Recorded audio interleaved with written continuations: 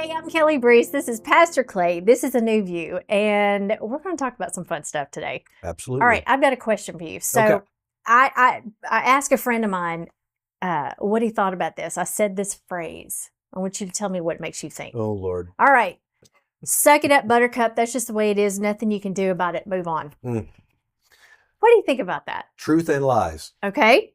Oh, I like that. That's good. I think there's truth to some of that, but I also think some of it's a mindset that is probably not beneficial. Okay. How's that for quick? You're the first person who got where I was going with that. Okay. I want to read this scripture because it resonates with me. And the first time I read this, I thought, there's something to that. We're not getting that. Matthew 11:28-30. Are you tired? Are you worn out? Are you burned out on religion? Come to me, get away with me, and I'll recover your life. I'll show you how to take a real rest, walk with me, work with me, watch how I do it. Learn the unforced rhythms of grace, That makes me so happy. I won't lay anything heavy or ill-fitting on you. Keep company with me, and you'll learn to live freely and lightly. Yeah. Isn't that amazing? I remember reading that after Peterson did that. His message, I call it a commentary, and it is the way he broke that scripture down. It's just gorgeous and speaks so vividly of what life should and could look like. Yeah. So how do you know you're not walking in the rhythm of grace? And I've thought about this a lot. I think people know. I think there's just this knowing of, when you're discontented with life or discontented in a situation, or you can't put your finger on why you're not happy or why things aren't turning the way you want. Sometimes I think it's just understanding that, and I love the way he says that the rhythm of the grace of God. Oh, I just love that word so much. And it's cool because, we think lyrically, we think musically, we all grew up. Music's a big part of everybody's life. So it helps us to draw the picture in our mind. But there's so many things in life that happen that, feels like you're out of rhythm. Like if you hear a band play and they're not in sync and, if the drums and bass are off, it's not in the pocket, whatever, it doesn't feel right. You may not even know what it is, but it doesn't feel right. Yeah. Exactly. And sometimes that's what life feels like. Yeah. To me, it's the prayers that you pray for years and they never get answered, right? Yeah. It's trying to fix things and they can't be fixed. Yeah. I think about so many family issues. You go decades. You just go decades and things don't get fixed and you start asking yourself, what's gone wrong here?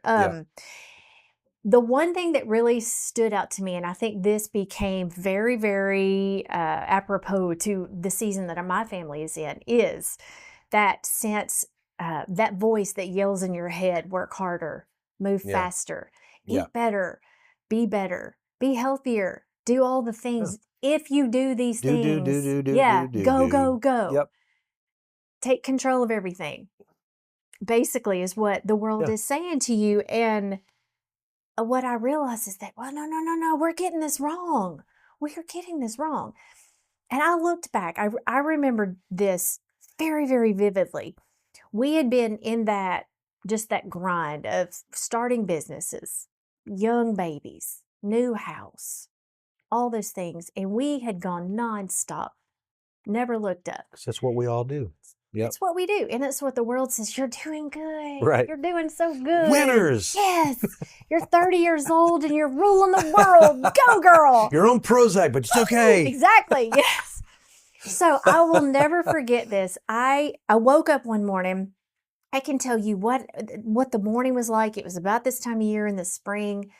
I can tell you what I had on. I had on just this light cotton pajama gown.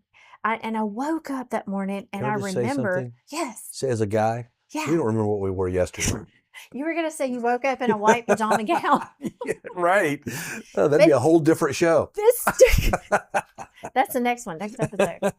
But this stuck in my head, and Yeah. it was everything about even what I was wearing right then, because it was just it. I just remember it was just this loose cotton thing that wasn't binding, and anyway, that had nothing to do with it. But I just remember the moment I woke up, and I was at peace. Hmm. And a few minutes into that, something hit me like a brick, and I started to cry because I realized that I had not felt that in years. Hmm. And it hit me that I'd forgotten what peace feels like. Yeah. It was bizarre. And it was just very, I don't know, just kind of shocking. Like, Yeah. I get it. don't experience that in the season that we're in right now. And so it made me start to ask questions like, what are we doing wrong? Yeah. What's going wrong here? So when I think of perfect rhythm, Mm-hmm. when you mentioned music a while ago. Yep. So I have a son who's into music, and so when I think of rhythm, I think of Shane. That's his world, everything. So when he was a kid, we wanted him to understand discipline. We wanted him to understand teamwork, and just how to be around other kids and work hard. So we put him in baseball, like every American parent does, Aren't you right? supposed to? That's what you do. So we put him into baseball, and he hated it. Yeah. And so we stuck with it for 5 years, 5 long, long years. And on those nights when it was, March and it was 42 degrees, Right. we didn't want to go, but we kept going because we kept saying, Breeces aren't quitters. We're not quitters. We're not quitters. And then all of a sudden we had this moment. And I remember looking at my husband, Mike, going, at what point are you not a quitter? Yeah. At what point are you just simply looking at God saying, this ain't working? Right. This is not where I'm supposed to be. That's exactly right. That scripture refers to in that translation says, I won't put anything on you ill-fitting. Mm-hmm. And I think that's part of the understanding is so many times we're pursuing things that we've just been force-fed that this is what our life should look like. Mm-hmm. Especially in America. The whole Western concept is, work hard, burn out, die. Exactly. And I think part of that is when we're trying to be something that we're not, and you feel like something's off. Mm-hmm. And we've all been there. We've all been Sure. those Oh, yeah. moments of our lives. It's part of growing up. Yeah. But some people just get stuck and they never feel. Or they never have somebody tell them it's okay Right. to say to God, this ain't working. Can we do something different? I think that's the thing is realizing that, like in change things, like, baseball's not my thing, Mm-hmm. Or sports is not my thing, Mm-hmm. or whatever, whatever that is discovering your passion, discovering who you are is so powerful. But now I'll say this too, until you try something, you don't always know that that's not your thing. Yes. And can't think of very many things that you start and you're just really good at, at the onset. Mm-hmm. It takes that work and that struggle and all that to get you to that place. But yeah, there's a place where we have to realize, this isn't it. And you have to, and that's a discernment thing. Mm-hmm. Because people do quit sometimes way too early. Sure. Yeah. And I think looking back, I've asked Shane about it, Mm-hmm. How do you feel about that? Oh, I don't regret it. Yeah. I don't regret it. Those were some of the toughest years because it wasn't my thing. And I was struggling just to be mediocre and all those things. Well, right about that same time that we decided that this is not for us, we came in the room one day. He was already playing piano. We knew he was good at that, but we came in the room and we caught him, as we say, caught him singing. Yeah. And we just kind of looked at each other and we went, Did you get that from you? Did you get that from you? No. Dude, who'd they get? No, What? definitely Who? not. But all of a sudden it was just like, we just kind of stood there and looked at him and went, wow, okay. So that began that path, Yeah. and then the rhythm started to come. And then we got to watch him just flourish in Yeah. this new thing and in this new beauty and passion. And he's performed where it'll bring you to tears. Yeah. And so I look back and I think, yeah, those weren't fun years. They were not fun years. But boy, did we Boy, did he look enjoy cute and in his little love. ball Yeah, he uniform. did. You got some Okay, good the pictures? first time he hit the ball, he felt bad because he didn't hit it very far, so he just picked it up and carried it to the first baseman, handed I it to love him. it. Those are the best That's when we stories. kind of knew. Yeah. Anyway, but But you say that, and we talk about the rhythm. You know, life is full of seasons. There's a season, Ecclesiastes 3, there's a season, a time for everything under the Mhm. sun. And, if we take it to something that everybody's relatively familiar with, is marriage. Marriage is full of different seasons. Oh yeah. And so in this conversation, you'd equate the seasons to rhythms. And if you ignore being out of rhythm too long, Mm-hmm. that becomes the norm. If somebody has an irregular heartbeat, or they have, I think it's an arrhythmia or something like that, you can grow accustomed to things that are off, Mm-hmm. and to where that becomes normal. And you forget, I think you mentioned this, you forget what normal is, Oh yeah. because you have redefined normal in your own life. Mm-hmm. So now you're at this place where it's like, well, wait a minute. This doesn't feel normal. And because I walk with so many people through challenges in their lives, the one thing I can tell you is that, number one, culture lies to us. Culture draws a More so picture. than not, every time, Absolutely. right? And I think You that hate that, but it's true. if people can grasp that if you're listening to what's normal and what's Yeah. popular and what is most accepted, you can guarantee that You can you're gonna almost be certain. veer down the wrong way. I'm sure there's good in there somewhere, but it's getting harder and harder to Mhm. find. But with culture, it's they'll tell you that if you're not in a good rhythm, if you're not in a good season in your marriage, then just stop. Mm, You're just not meant to be together. mm. That's not always true, because some of the best things that you discover in a marriage is after the storm. Yeah. After you've both discovered, man, that was a rough season, but look what we have. Mm-hmm. And I see people doing some really stupid things. And the truth is, as well as the grass is never greener on the other side. No, it's not. Because I always say, everybody got problems. Yeah. So why not deal with the one you got? Mm-hmm. Figure it out, because there's so much beauty in discovering that. Yeah, start asking which part is not working, Right. and what could we. And there's an amazing creativity that comes along when you Sure. do look at things that I way. agree. And also I think when you do those things, when you do sit down and you say, God, it's not working, and you just stop Yeah. and you listen, and I think that those moments of clarity walk in and the solutions walk Yeah. in, and then all of a sudden you find yourself back into some sort of a balance. Yeah. And I think that is how it works. But I also think that people need to realize that life altogether, and growth, and because life is growth, it's a process. Mhm. And and in your whole life, you're trying to discover. We all want to be in good rhythm. We all want to enjoy the good things of life. And we were You talking about wanna this flow earlier. downstream all the Right. time. I Yeah. don't want to have to fight against Yep. the current. But the truth is, if we don't fight through some things, we don't learn, we don't grow, we're not stretched, we don't reach the tension levels that make us better. Mhm. And I think there's so much value in the discovery of rhythm. And I think that's what we miss sometimes, because we're all so sold on this, oh, they're soulmates, or oh, there's this, or this is, you were made for this. I think the only person that knows what you were made for is God. Yep. and it's our job to discover what we're made for. And the only way that you're going to get to that place is when he shows you what is not your rhythm. That's right. Yes. And you know what's ill-fitting?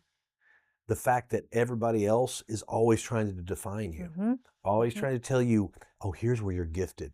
Here's where you're gifted. Now, I'm not saying it's always bad, but too many times we're so dependent on other people telling us that we don't discover for ourselves. It may be a clue. It may be just a little bit of a people clue. See good things and things like that, but I think it's like, when you're the person that every time somebody says, oh, you're good at this, or you're good at this, you're gifted at this. There are good people, and then there are people who are a bit manipulative, who are trying to actually position you to where it's best for them. So that's a good point. So talk about ill-fitting. It's crazy. So I think in the end, it's realizing that God has a plan, and it's discovering what that plan is. I look back over my life, Kelly, and somebody was asking me about, I can't remember what the particular subject was, but they were asking me about my life and what did I do and all this stuff. And, and I got to legitimately say, and sincerely, I've gotten to do almost everything in my life that I ever wanted to do. And they're like, looking at me like, that's not possible. That doesn't happen. But it does. Absolutely, it does. It does. And I'm not saying it's all been easy and it has all that, but not on your timeline. It's never going to be on your timeline. But when I look back, it will happen. I've got to have businesses. I've got to travel and play music. I've gotten to do all these wonderful things that I wanted to do. There was challenges with each one. However, when I look back, I realized that, that favor of God that increases in your life, that's one of the things that overshadows you and helps you get to those places. So part of that, of walking in the favor of God, is exactly what you're talking about. It's those rhythms of grace, and learning how to stay inside that rhythm as often as you can. Absolutely. Because ain't nobody going to be on beat all the time. No. And can I tell you a story about being ill-fitted? That's a great word. I like that. Here's my story. Here's one of my stories. When I was in my 20s, I work in television production and have for a long, long time. And I, right out of college, landed a production company. My life is set. I'm good, right? I was working on a show that I really enjoyed because I love music. And so we were doing a music show, and that lasted 3 years, and that was fantastic until the day they canceled it. Of course. Well, they gave us an option. They said you can either leave, which I should have, or you can stay and you work on one of our other shows. And I said, well, I have a new house. Right. I stay. So I stayed. This was a decorating show, a DIY decorating show. Now, your wife would have. Right. She would love that. Slayed it. Yeah. Me, I love music. So on this show, they make me an associate producer, and basically what that means is you had to come up with 5 to 6 DIY projects a week. Nice. That no one else had come up with. You have to go to multiple meetings. You have to work with women they were brilliant women, brilliant women. They were like the Martha Stewarts of the South. Right. They lived for this. They dreamed about decorating. I only had nightmares about it. But it was awful. It was truly awful because I was not meant to be there. And I will never forget one day, because I would go in order to prepare for my DIY projects that I had no clue what I was doing. I would have to go to the store 2-3 times a day. Yeah. And so I went to the store that day, got all my stuff, put it in the car, left there, and was headed to my therapist appointment because I was so stressed that I couldn't breathe. Oh, success is so beautiful. Isn't it amazing? And so I walk into the therapist like, please save me. My stress is so high. I don't know what to do. I can't sleep. And so she's talking to me, kind of talking me off the ledge. Suck it up, Buttercup. She said, suck it up, Buttercup. There's nothing you can do about it. Yeah, so we're sitting there. Therapists do not say that. No, they do not. Because you pay them not to say. So So we're sitting there talking and we have a good therapist session, whatever. And so I get ready to leave and I don't have my purse. And it hits me and I'm standing there and I just go cold. And I just went, it's in the buggy Oh. at the store in the parking lot of one of the stores. And I just laughed. Oh, man. And there I was. And tears running down my face. And all of a sudden I get this phone call and it says emergency meeting back at the production company. And I remember just standing there going, nope, I'm done. No, cut the ties, let the job go, do what you got to do, leave. And so the next week I called in and I said, you guys are great, fantastic. I'm out. I can't. I will not survive this. Yeah. This is not my world. And long story short, started a business 2 years later, and this is what I've been doing for 26 years. Yeah. That's how God works. Yeah. I look back and I think, thank you. Right. Thank you for putting me through that. But how many people, because of the stress of life, the demands, and part of that is when we live beyond our means, Mm-hmm.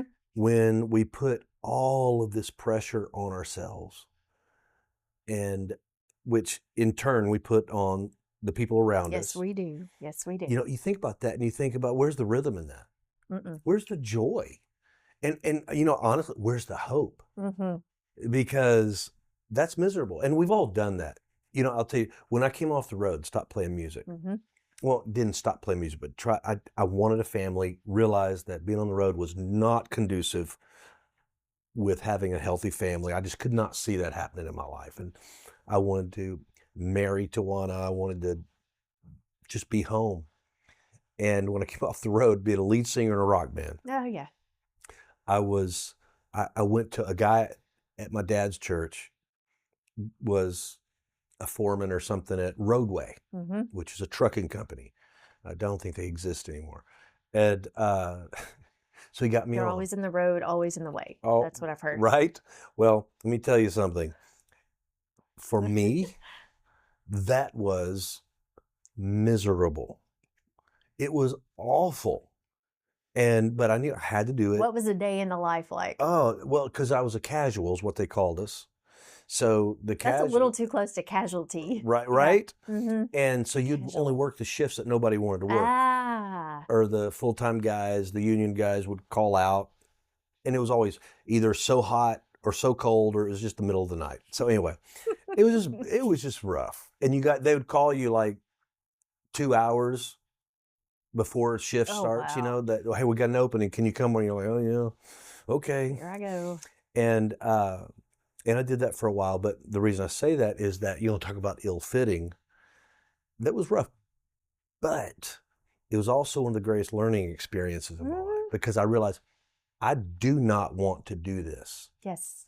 And that's the best education you can have. It is. What I want to do, what I don't want to do. That's exactly right. And you can't know it until And I'm like you. you, in that I was at the place where I have got to figure this out. Mm-hmm. And I did. And that's where we started moving on and moved back into production and started doing all that stuff and playing music. Mm-hmm. And did something great happen right after that? Once you made that decision, like, I'm out.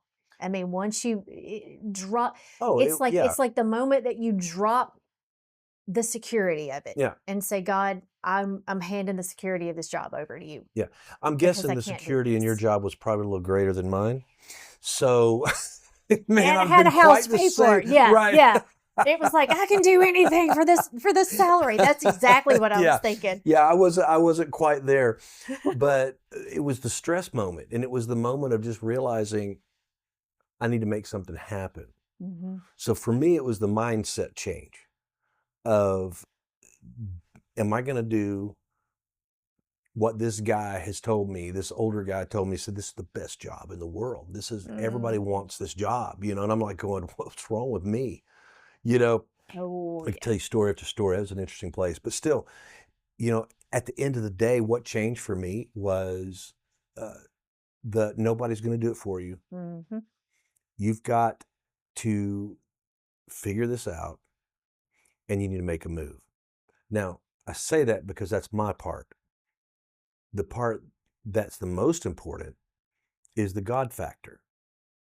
And now at this point in my life, I grew up around spirituality. I grew up in a pastor's home.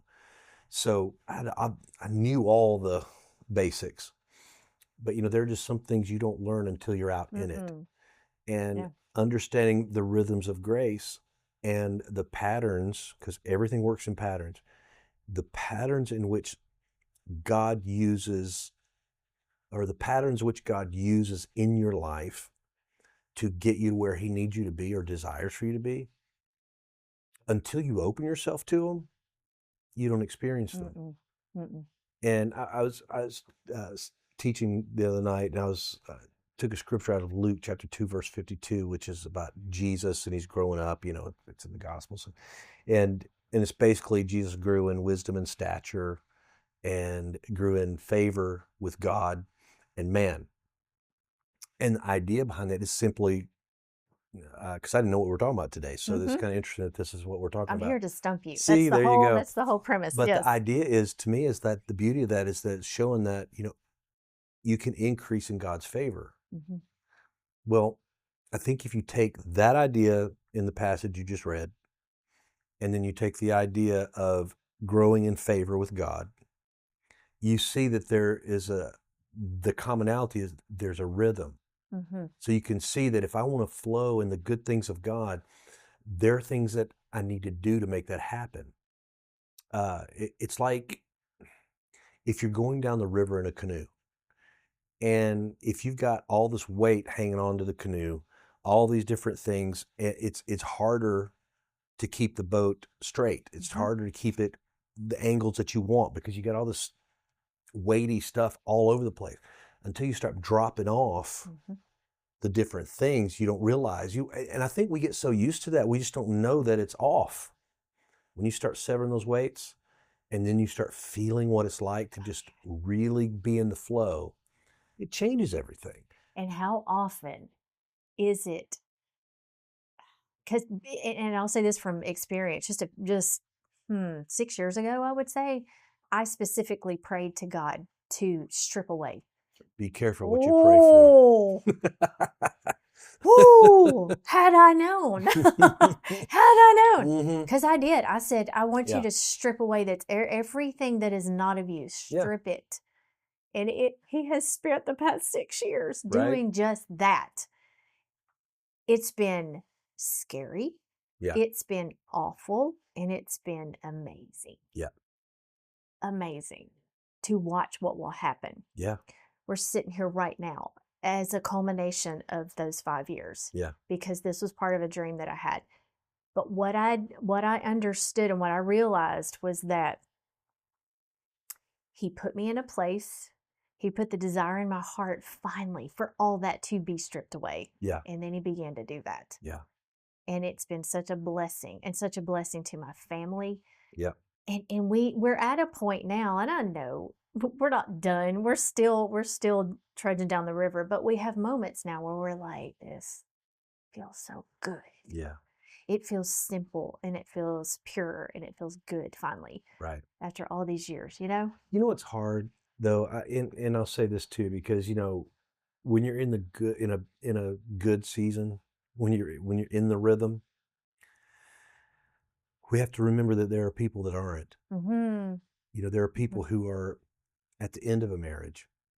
There are people who, we talk about our kids and all this. I had a discussion with a young guy today who, was saying, I just wanted to come see you. It's been 2 years since my son died, and just wanted to talk to you. There's a lot of seasons. Yeah. They're in the middle of they're in those places, pulling away the loss. Yeah. And it's hard. So I don't, you and I, we're talking about the rhythms and the seasons that we can kind of laugh about, but there are seasons that aren't funny. There are seasons that hurt, that sometimes if we could erase them from our memory, we would. But what I've discovered, it's those very things, no matter how hard they are, no matter how difficult it is to walk through them, sometimes it's those very things that are molding us into who God wants us to be. And I will say this too, because this question always comes up. You mean God had to bring this horror into my life to make me who he wants to be? No. But what we do know is that God uses the events in our lives and the things in our lives to create what he needs to. In other words, he always uses those things, if we give them to him, to make things better. Yeah. If we let him. Yeah. And part of that is learning and is hope of saying, look, I might be going through hell right now. You could be, I mean, how many times have I sat down with people who are in marriages and they just found out their spouse is having an affair? How painful would that be? That's not a good rhythm. No. Or their child is strung out on drugs, or there's so many different things we could talk about them, and they're just awful. Yeah. What am I going to do? Well, the Bible also says that hope deferred makes a heart sick. And I think we have to remember somehow through all those things is that there is a rhythm. Lord, I just had a 90s song just pop right into my head. The rhythm's going to get you. But anyway, that rhythm now it's stuck in my head. Is the hope. You're welcome. That rhythm is the hope. Because it is there, and it is possible, no matter what we're going through, no matter the pain, no matter the frustration, no matter who's hurt us or betrayed us, there is a rhythm to be found again. Right. Stay in the boat. That's the hope. And just keep going. You've got to realize it's not over. Yeah. It's funny. I was talking to a friend the other night who is going through a very tough season. Yeah.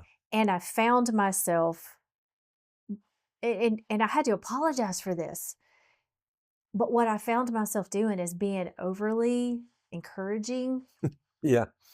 To the point where, because I feel like we've walked through, and it was some of the similar things that we had walked through. And so I found myself going, it's going to be good. No, it's going to be good. You're going to walk through this. It's just a season. Yeah. And you're going to step on the other side of this. And I went home that night and I thought, that just minimized her season. What you just said minimized her pain. And you need to apologize for that. Because when you were walking through it, it sure didn't feel like it's going to be good. It's going to be good. You're going to be fine next Tuesday. And so I called her back and I said, I want you to know that I am truly, genuinely praying for you. And I am so sorry to have minimized where you are right now. I am encouraging you, and I know it's going to be good because God's got this beautiful plan. But I'll sit with you right now too. And we're gonna walk. Yeah. We can walk through this. And I thought, I wish that person had sat down with me, instead of walking through it alone. Sure. And so I get what you're saying. You do find yourself kind of a little bit overly confident. Yeah. And I haven't been in your season. I haven't walked your walk. And the thing is, we all have stories, and our hard places are hard. It doesn't matter. I mean, there's always somebody that's got a harder situation than you've got. It's just, there's always someone in a worse situation than us, and that's hard to remember when you're in it.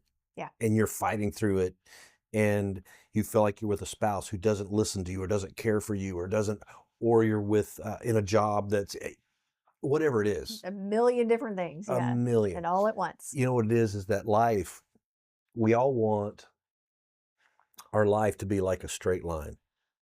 Good. We want to be in rhythm the whole time. But if it's a straight line, it's not rhythm. I mean, okay, I had this thought. Okay. This keeps going back to music. There's a reason. Yeah. This rhythm thing. It's the music of life. It is. The rhythm of life. Especially of the 80s, because let me tell you. All the good music was, anyway. So this hit me the other day. I'm maybe in my late car. 70s, but still, different story. Such a child. So I'm in my car the other day, and typically I will plug in my phone and pop on my playlist. Yeah. And I am in control of everything and all things. And I know. I've been meaning to talk to you about that issue. About my phone? No, your control issues. About picking up my phone when I'm in the car. That's another story. But so I get in the car and I just decide to flip on the radio. And it hit me. this was a reminder. I thought, man, I remember those days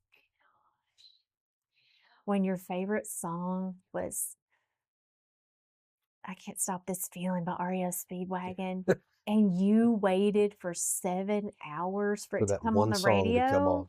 and then you hit your little recorder and you taped it, and Yep. then Coyote McLeod of Nashville, if you remember, he was talking over it, so 103 you were KDM. mad.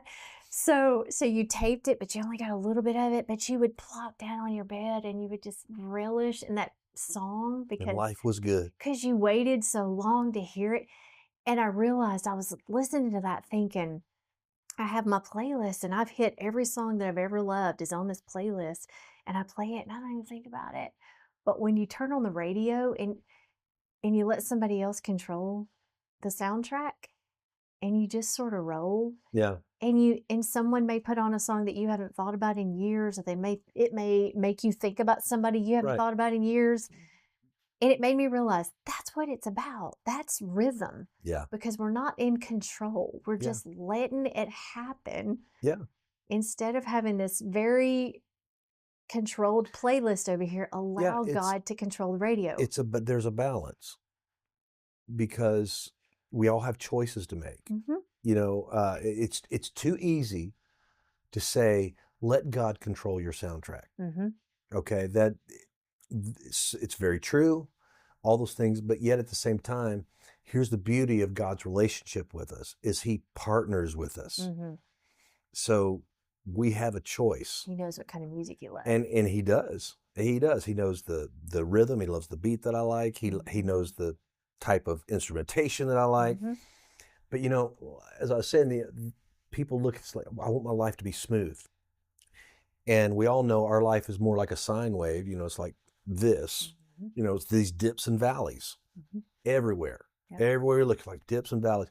So what I've learned in life is that the rhythm of life is not this straight line, because like I said, there's no rhythm there. It's just a straight tone.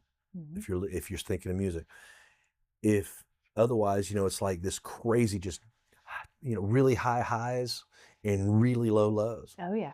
So really the beauty in life is when you learn, look, it's going to be like this. If I can just get a nice flow and begin to ride out those things, and you can. Absolutely. And I'll be honest. I mean, you know, I'm in my 50s, and you know, Twan and I talk all the time. You know, what decade was the best? The 40s for us. I mean, she's talking about all these things, and it cracks me up. You know, it's like she's convinced that the decade of our 40s is the best. I went, oh no, I'm pretty fond of the 50s so far. You know, and I'm hoping I'm going to be fond of the 60s. We're going to make some that good point. too. You know, the 70s are going to be awesome. You know, but it's really discovering that in every phase of life, the rhythm's a little different. You have to be okay with that. You have to learn that.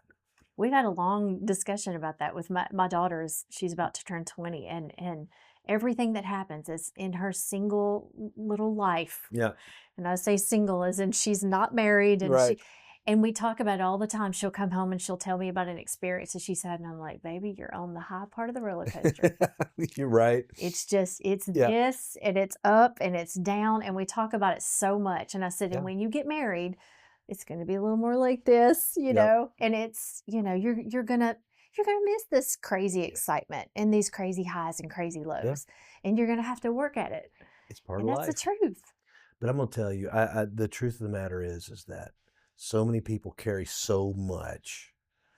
And I love the fact that the way God created us and built us was to not carry the burdens that modern culture has thrust upon our shoulders. So learning how to balance that. 'Cause look, there's going to be weights. You're going to carry weights. That's the thing. You know, if we go too far in saying it's like, oh, you don't need to carry anything heavy and ill-fitting and all these, at some point, you know, some people are just so weak that they can't take any kind of negative thing happening in their lives. Well, life's going to have that. You're going to have challenges. You're going to have the places where you're like going, dear God, help me. And then you're going to have the moments where you're on top of the mountain and you're looking at who can I help? It's like Oh, yeah. there's all these seasons, but you have to work at it, and you have to be willing to run the race. That's when Paul in the New Testament is comparing this journey our mission, our calling in life. He compares it to a race. He goes, I'm going to run it well. I'm going to put what's behind me, and I'm going to press on toward the prize, toward the goal. And I think that's important for us to all remember, is that part of that rhythm's not found until you confront the tension, until you face the challenges and start moving through it. Because I'm going to sit over here and just chill and not worry about things. I'm just going to let it just flow. Somebody else can play my playlist. Well, you better be careful, because you need to make sure the right person is the influencer in the playlist that you're allowing your life to be ran by. Does that make sense? Absolutely. Yeah. Absolutely. Yeah. So, all right, take us out. What if I'm listening to this, I've just stumbled across this, and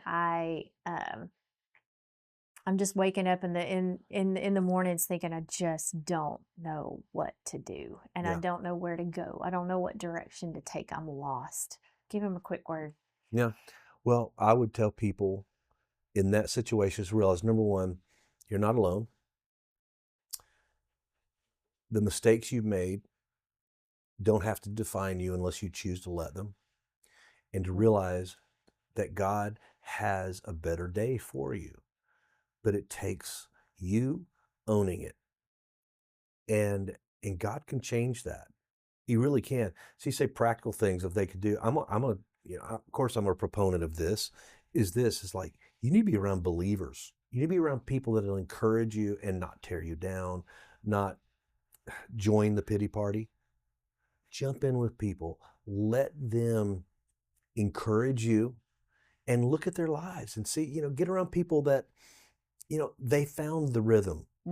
Yeah. Find some people like that in your life, because the people that don't have the rhythm, they're going to be all around you. It just gives me an example, just a quick story. I know we're trying to wrap it up, but, grew up in church, in smaller churches, and I'll say this, the small country churches in the South, and man, when it would come time for singing the songs, as a person who likes music, I always understood, you clap on the 2 and the 4. Yes. They didn't. It was the 1 and 3. And it was crazy. And then you got some that did. My dad, it would just clap. It was just, I don't know what it was. He owned his own clap. He had his own, I guess, own rhythm, would we say. That's right. But it's that thing, is like, there's something magical that happens, something powerful that happens when you get around people who understand what the rhythm of life can be. And when you get around people like that, and you're not in rhythm, it's amazing what happens, because you'll find yourself falling in to that rhythm, and you go, how did I get here? Because you got around people that were in rhythm. It just makes sense. So if that means you need to get in church, you need to get in a small group, you need to get in just a circle of friends, something. Anyway. I love it.